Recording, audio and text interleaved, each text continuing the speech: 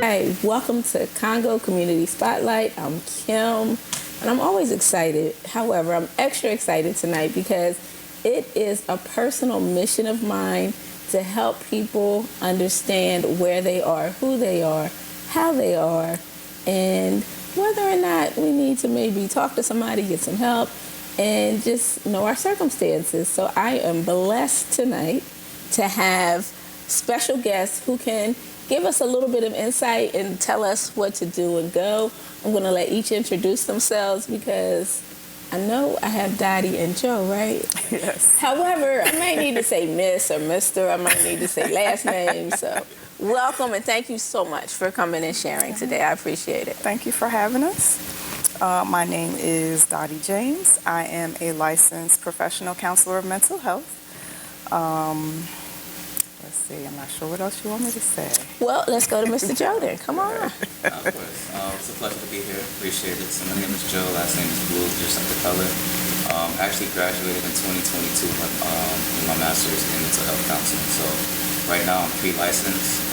Lord willing, I'll be able to apply for my licensure come December and into next year. Be licensed. But going into this field is something that not many African Americans go into, specifically Black men. Yes, So I definitely want to be here to continue to advocate for Black men and mental health. And that's so important. So we have a lot to say tonight. So we may have to do two parts. I may have to invite you guys back again, okay? So we know I like people to come back because we get excited. We start to learn and we get excited. And I know when we first started, I was, I'm going to speak on myself here, that sometimes we are in a situation and we think it's normal, but it's not normal. And until you experience something different, you don't realize it's normal. And so many times, and I always think, Black women suffer in silence, but it's come to my attention that Black men suffer in silence, or men may suffer in silence as well. So you want to start sharing with us?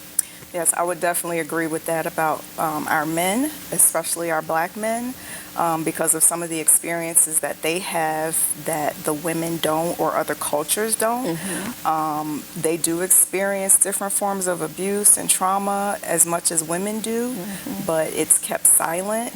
And in our community especially, because you're a man, you're not supposed to show emotion. You're supposed to suck it up and get over it. And if you've experienced any sexual abuse and then there's confusion and I can't tell anybody because Uncle Ray Ray did it or Cousin Pookie did it or my big brother did it and I can't tell, or the church did it. Like it could be, so many all things. kinds of. And it's all so real. And, and everyone does kind of just muddle through and hold on to it.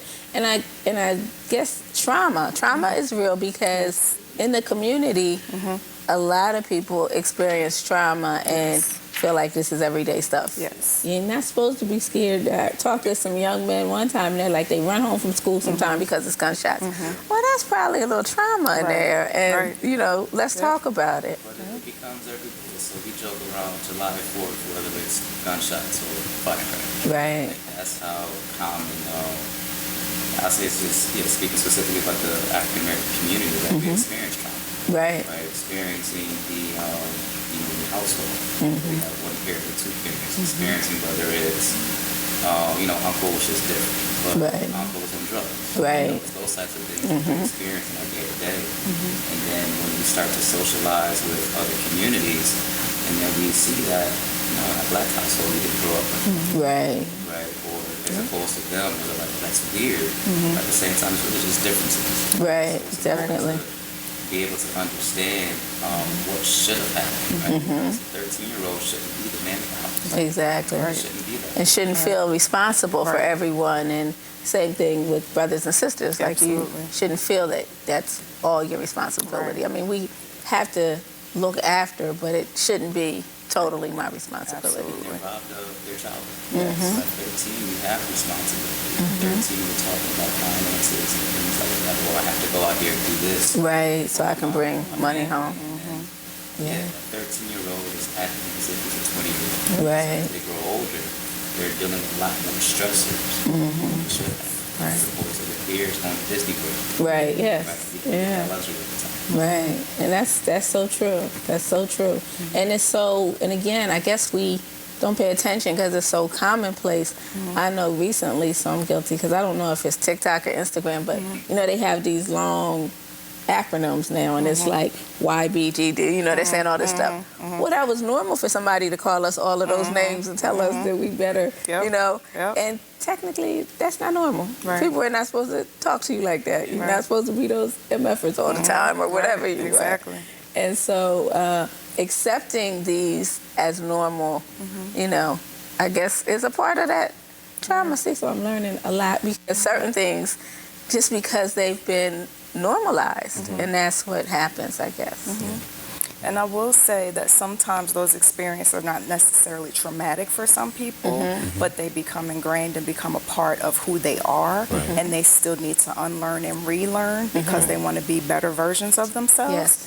And that can be a challenge because you and I can experience the same thing, and it could be traumatic for you, and it could just be upsetting for me. To the point where you need therapy, but I can deal with it. And you know, so it's important to remember that when it comes to trauma, because you hear the word a lot, but defining it and understanding that it doesn't apply to everyone is really, really important. Yes, that's really key. I know that I'm trying it, and I don't know if this is like a teenage thing or whatever. I'm not going to tell you who the teenagers are that I know. They know. But just being happy. Like, why y'all gotta walk around mad all the time? Like, what the heck? Can y'all be happy? It's cool to be happy. Like, I am. Why you gotta smile all the time? Why don't you smile all the time? Like, what is going on? It's okay. So even with that, knowing that happiness is okay. I mean, I think we're always in that thing that we're not allowed to show happiness or something. It's like, what is there to be happy about? Okay. So that's where you're, in working with kids in the schools, a lot of times there's so much going on at home. They don't feel like they have anything to be happy about. And it's like, well, you know, you try to give them examples, and it's like, well, this is going on and that's going on, and how am I supposed to be happy when they're fighting all night long and I can't sleep? I'm tired, so I'm cranky. I'm hungry, so I'm cranky. Why am I supposed to be happy? So understanding what's behind it sometimes is helpful. You just want to get them to talk about it. I think, you know, in the school situations, I feel that counselors are more important. If you want safer schools, you should have more counselors than cops. That makes sense. Because you are approaching it from a different way. Because what is making you act out like this? As opposed to, we're going to give you this corporal punishment and we're going to put you in handcuffs or take you in the, you know, and now you're perpetuating more violence because that's what you're getting, as opposed to having someone to actually just listen and help you figure it out. I think if we have more of that. So let's send that message out there. School people, we need more counselors, less cops. Let's get some help for these young people and stop trying to just lock them up all the time. And then also, too, just having a child understand that it's okay to be them. And I mean that specifically about personalities. Everybody's personality is different. I always grew up an introvert, quiet. So I was always asked, why aren't you smiling? Are you okay? And for the most part, I am. That's just my natural disposition. But also mixed in that is that social anxiety. Is that understanding of, is it safe to be here? Is it safe to not be here? So not everybody is, you know, everybody standing, do 5 jumping jacks and excited.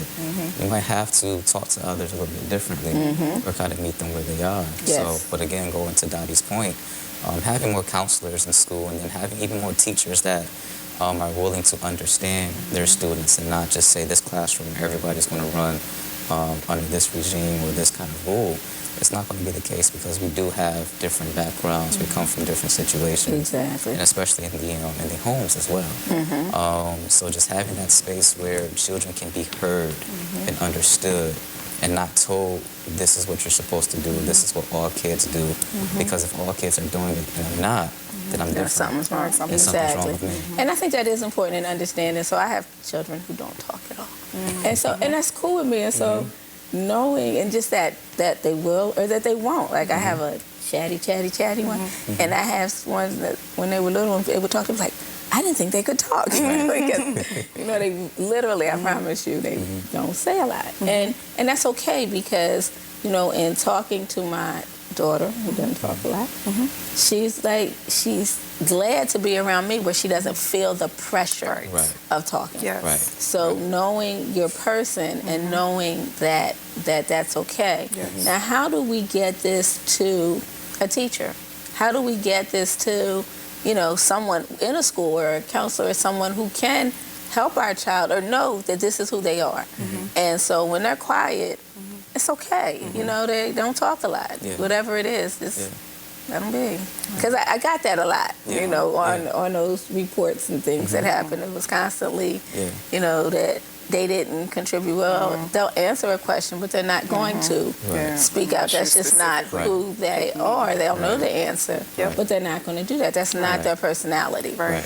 And just as you're saying, people, I want to say especially teachers, that's not nice, but especially teachers, who should know every child, you got a whole classroom with different people, expect a certain personality. And I think that again, here we go with my trauma. I think they're very judgmental on those silent children. I think the teachers I think it just depends on the teacher themselves, what that teacher has been through, and their willingness to understand their students.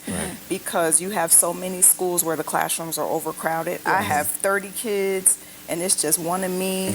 I can't possibly know all 30 of these kids, but I can do the best I can.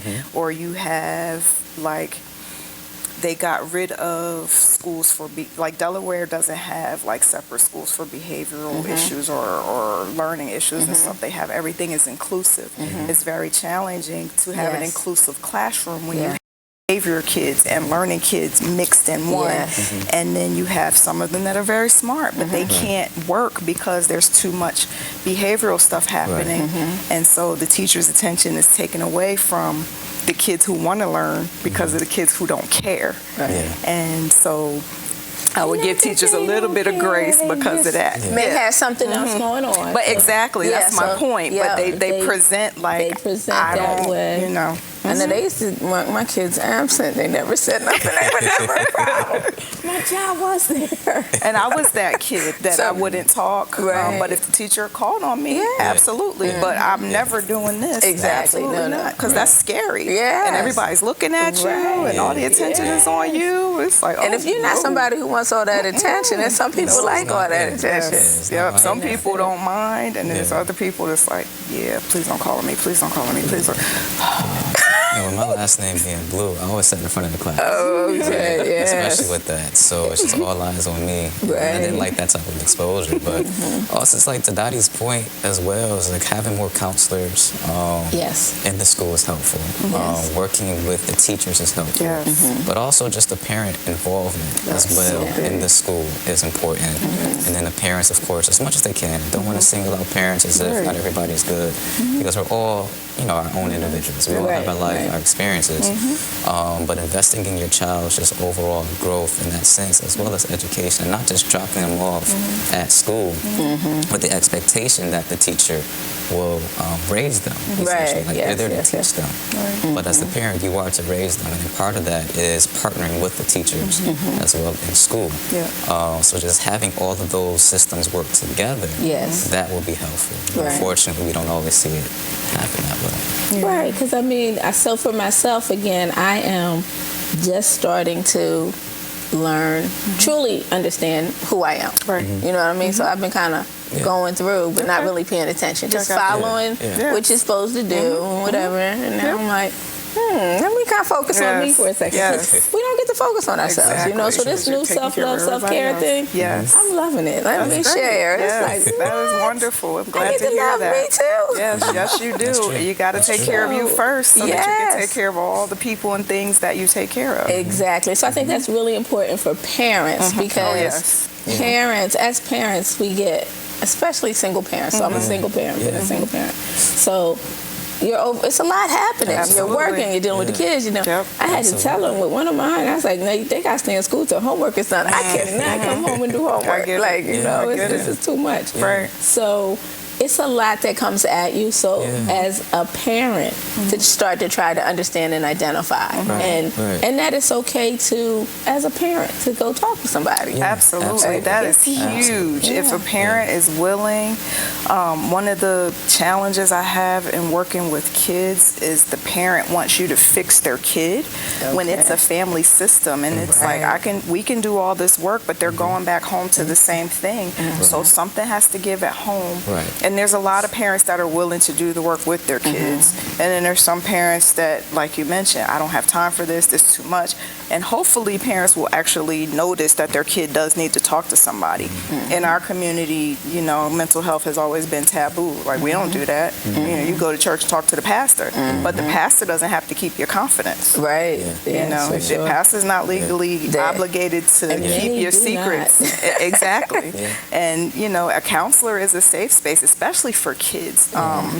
One of my big things is advocacy for them, because they need a voice, and I believe in being a voice to the voiceless. And unfortunately, there's so many that don't feel they have a voice. And they, you know, so when they do come to counseling, even when they're parents in the room, it's like, this is your space. Everything you tell me is kept confidential unless I'm worried that you're going to hurt yourself or somebody else. And then I have to tell your mom or your dad. But otherwise, you talk about whatever you need to talk about, and we're going to figure it out, and we're going to work through it. So great. And we need that. And I think even in the school setting, if the schools would allow, now I'm not saying that schools don't, because there's so much going on, and the school counselor can't necessarily do it. But if you partner with maybe a mental health agency or company or practice or something, where you could do like groups with the kids and you know, give them a safe space, I think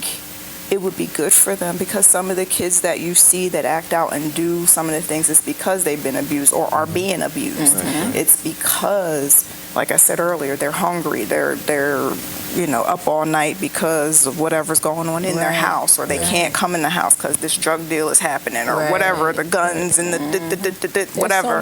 It's a lot. It's a lot. And so, you know, I think like you mentioned, it's important for the parents to be able to have a space. Like, I think that if there's opportunities to create more safe spaces for people to feel that they can talk without judgment, more people would talk. And that's the fear. I'm going to be judged. That's it. And that's what stops us. Judgment, or at least assessing, is a natural thing automatically. And so sometimes it's easy to feel that that assessment is going to be taken, or you feel like it's going to be a certain way, especially if it's been used against you in the past. So if your trauma or your reaction to something that has happened in the past may keep you from sharing. And so I want everybody to understand, one of my goals in having wonderful people like yourself come in is so that we identify different abuses. We identify personality traits. So, you know, like everybody's talking about narcissism. However, it is a real thing. And there are many times that, you know, you've really been a part of something like that. Identifying these different personality characteristics or traits as we go, so that we learn how to handle, or we learn, you know, this isn't a person that we want to confront necessarily. Like, we've been confronting this, let's not confront this. Or, you know, so that we are learning and understanding how to cope. You know, or how to survive. I don't even know if we're coping sometimes. Let's just survive this madness that goes on. You know, so how do we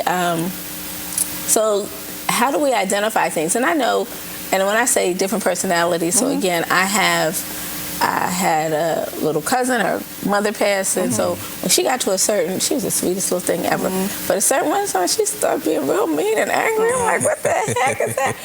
We gotta fix this, because she was just extra mean and extra angry. Unfortunately, at her school, there was a group, a program, and these people may have had lost. She lost her mother at 7, so they had losses as well. And so I think knowing that you're not the only one was key for her. Like sitting in that group and knowing that there were other people who didn't have parents with them for whatever reason helped her with that. So I'm a big advocate for the school, and it happened within the school. So sometimes, again, I don't know, working all over and doing too much, that I would have had to try, but it was convenient to have that in the school, and not me have to come and then take her to another place and then whatever. Because it's never right down the street from you, let me tell you. That is true. Very true. It's not. Very true. So I really believe what you're saying here, in that they do need more school programs so that, people can understand, so that young people can understand you're not the only one. So I don't know, how she was feeling. She didn't like to talk about it. And so we just didn't. And so she never got counseling after the loss. And so by the time she was with me, it was kind of emotion and nobody wanted to. So getting that really did help. It helped a lot. And I think she was able to kind of get back to peace. That's good. That's really good. And it felt so much better for me. I'm going to share, because having, somebody who typically, like I said, you see that behavior change, was typically a big indicator. Sweet and innocent and just really kind, and suddenly anger comes out of them. I'm like, I was surprised. No. So, and I guess as a parent, and that was hard for me, because I wasn't a parent, but I was a parent, but as that person that's there, paying attention, and not only paying attention, but then doing something. I mean, I had to call the school. I had to say, what do you offer? I had to find out where to do something, and that was my first space. And fortunately it worked out. But just doing, even if it is maybe just talking to that person, and saying what's that's going all on. they need. And it's good that you didn't necessarily try to figure it out on your own and allow and have her personality or behavior adapt to what you think is right.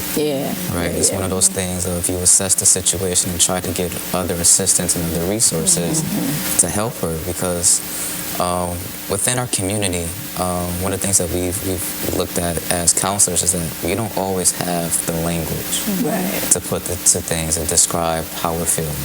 So grief shows up in a sense of frustration, agitation, being depressed, essentially, but you're not necessarily in a depression, you're grieving.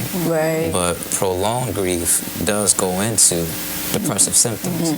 So saying, or you should be happy, for example, right? Or why aren't you smiling? Or you're not your usual self, go play, go outside and do these things, when the child is just being in the room all the time. Is having that gracious approach of, something's happening. Right? You're not lazy. Right? I have an understanding of you, at least through history, that you're not a lazy person. Right? Like, you typically are happy. So let's really try to understand and dive into it, and not fault you for not being that way.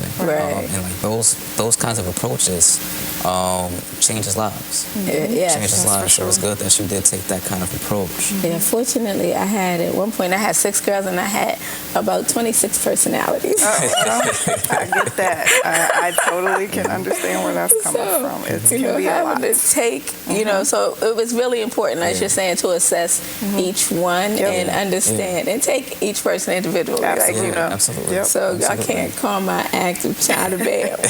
I can't get to my baby. She do things a little different than the other one. So just with that, and I had definitely to make sure that it all came to be. So as the teacher, the parent, and I know it's hard for teachers, but if you had the same person every day for a long, long time, absolutely, you'll know. Start to kind of be able to tell a little bit of something. And some teachers are very in tune with their kids. They notice if something's different, if something is off. Do you want to go to talk to the counselor?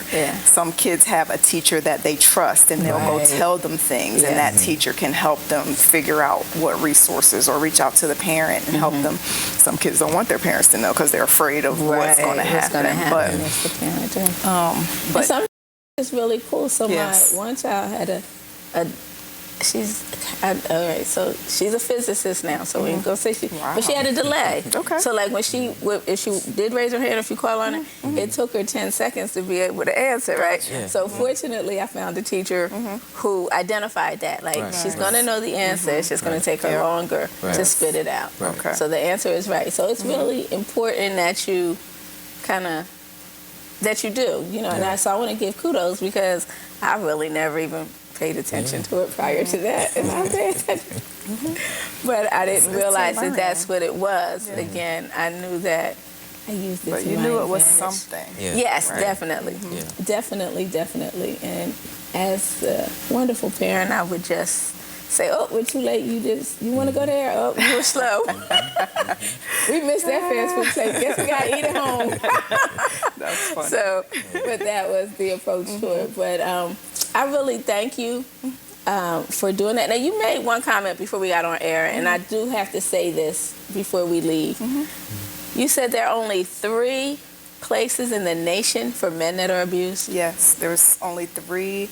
So men experience domestic violence and abuse just like women do. And men they tend to be ridiculed and put down if they go to the police, if the woman's smaller, because, you know, men don't hit women, and you have this big guy and this little woman and his face is all beat up or whatever. But there's no safe spaces for them. They're usually put in hotels, places that are public that everybody has access to, while women have actual shelters and safe spaces that no one knows unless they know. Only 3 in the country for men. Wow, isn't that amazing? It's really sad Yeah, it because the need for It's great. help for them is just as great as it is for women, but it's not acknowledged, and the numbers appear lopsided. And I'm not taking away from the fact that women experience it, Right, at all. but what I'm saying is it definitely happens to men, and men do not speak up because of the judgment, which is a big one. You get it from the police, you get it from your family, you get it from your own self, this thing Right. going on in your brain. What am I doing? I'm a man. I don't have to. No, men are allowed to feel. You've been conditioned to believe that you're not. You are. You have feelings. You're a person. You have to have a space to be able to work through your stuff just like anybody else. And it is unfortunate that there's not a lot of spaces in that regard where they can go and feel safe and protected. Wow. So that's a lot for me. So again, so you can tell we're not done. So we're going to take a break, and I want to thank you for your time and for coming. You guys agree to come back? Sure. Absolutely. Yay! All right. I'm happy. All right. Please stand by. We'll be right back. Guess what? I almost forgot to tell all of you people out there how to find our wonderful guests today, because you may want to talk to them, you may want to call and get some help, or maybe you know someone that you want to send their way. So if you would please share your information. So our physical location is 5157 West Woodmill Drive, Wilmington, Delaware, 19808. If you need to take the bus, it's the number 6. It stops right in front of our office, literally. We offer in-person, we offer virtual. We're working on putting groups together to offer support, and some of us will actually come to you if we need to, like in the schools or whatever, to give you the help that you need. We are on social media. We're on Facebook at New Beginnings CCLLC, and that's on Instagram and on Facebook. Okay. And our website is newbeginningsccllc.net. All right. And so, just because I know that area, it's off Kirkwood Highway. Yes. Yep. So, as I was saying, usually it's not right down the street. We're right off Kirkwood Highway. So if you're saying, where is Woodmill? Woodmill is right off Kirkwood Highway. Is there a number? 302-572-5514. All right, one more time. 302-572-5514. Great. Now, hours? Our hours are by appointment. Okay.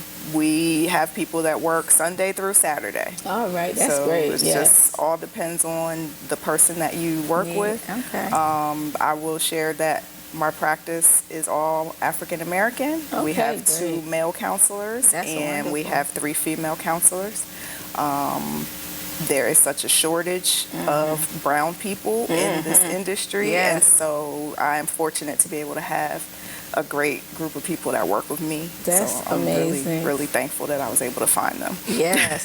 And I'm thinking of this male counselor. I had a cousin pass young, and his sons were actually there when he passed, and they never got counseling. And so it was like you could see the effect, but, you know, like at what point? And so now they're all grown up, but they can still come to counseling, correct? Yes, yes they can. All right. Absolutely. Yep. So you know who you are. Love you. So, yeah, so again, so I think that's so cool. A man can talk to another man, because sometimes they don't, you know, they can't be as vulnerable with a woman, perhaps, as they could with a man. So I agree that male counselors are a great asset, and that you have. Then what a black male counselor? Yes. That's even better, because, you know, again, we just feel more comfortable talking to someone that we feel we can identify with a little bit, or who will understand a little of my language even. Right. You know, like I don't have to change up my whole everything just to sound right to you. You can't be your authentic self. Exactly. That Yes. doesn't help. If you can't be yourself, then you're not going to get what you need from the experience. Right, right. And that's so important. Yes, authenticity. That's so key these days. All right. Anything else special that you think we should know that I missed? Well, there's a lot, really. There's so much. So we can cover a lot. So they're going to come back, and they're going to help us cover more. Sure. And just talk about identifiers. So like how we can identify. So as a friend, you know, helping a friend or suggesting to a friend. Because sometimes people may not go to their parent, but they will talk to their peer. So how to be a good friend or a good person watching, because we want to help each other. You know, we gotta recognize that we see it, and not to just turn your back. And just because you didn't get counseling then doesn't mean you still can't get it now. There's plenty of work to do as far as inner child healing. And it's just so important for your overall wellness. So don't feel like it's too late. It's never too late. Never too late to be free. Work on you. Yes. Freedom. I love it. Yes. Yep. All right. Thanks so much. We'll be right back.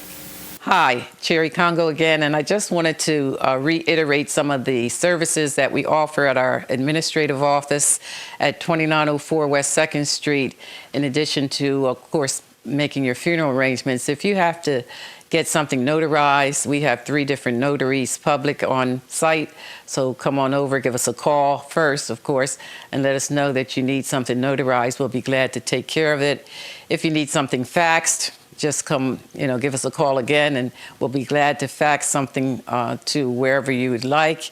Any kind of services that we can accommodate for you, we're here for you, and we'll be glad to do it. So just remember us. Our telephone number is 302-652-8887. The email address is congofuneralhome@aol.com. Okay? See you soon.